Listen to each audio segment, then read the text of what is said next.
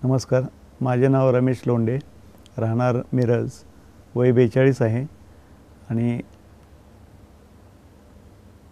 मला सुरुवातीला उलट्या होणे, मळमळणे हा त्रास सुरू होत होता।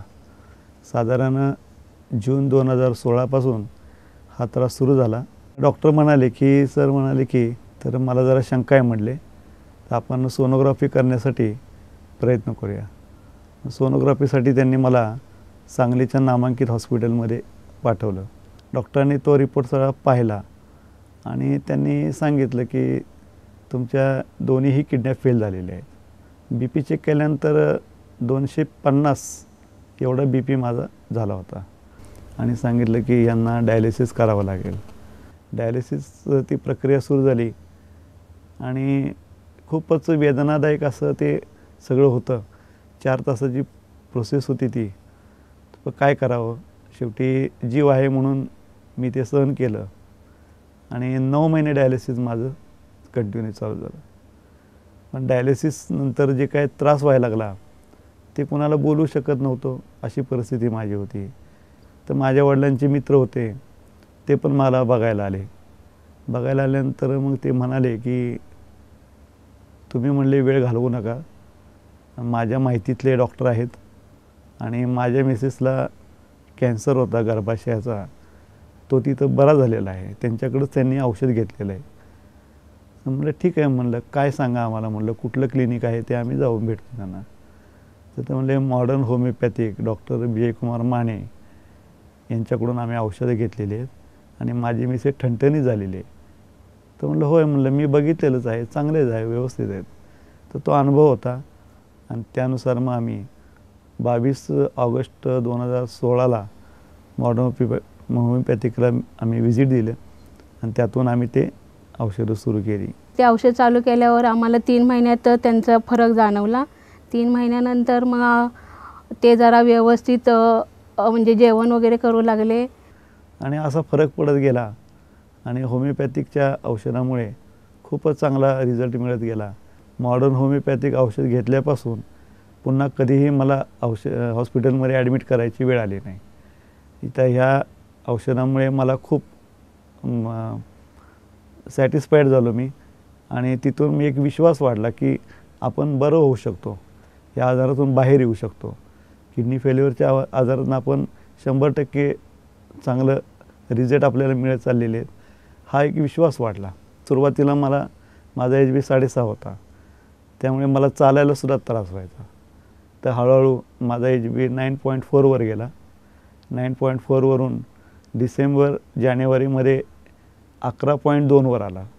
11.2 झाल्यानंतर पुन्हा आम्ही मार्चमध्ये 31 मार्चला रिपोर्ट काढला, त्यावेळी माझा HB 13.5 झाला। मग मी विचार केला की आपला HB चांगला वाढलेला आहे, त्यामुळे आता विकनेसपणा नाही, पायामध्ये गोळे येत नाहीत, चालताना त्रास होत नाही।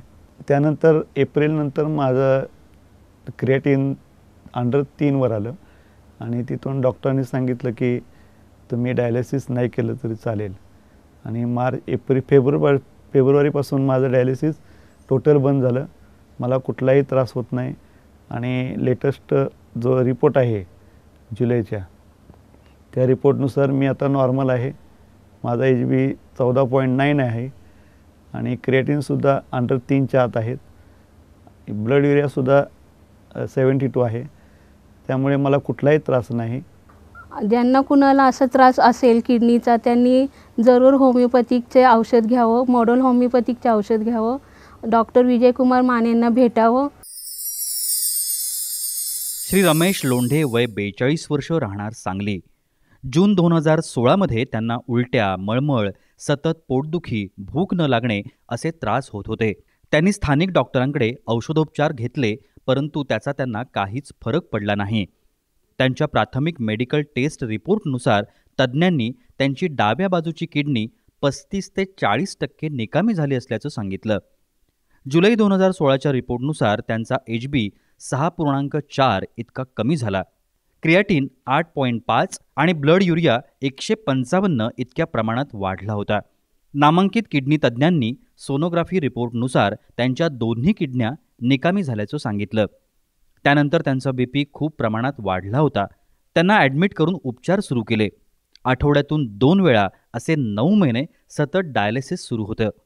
परंतु त्याचा त्यांना काहीच फरक पडत नव्हता. त्यांना त्याचा जास्त त्रास होऊ लागला. त्यांची भूक मंदावत होती.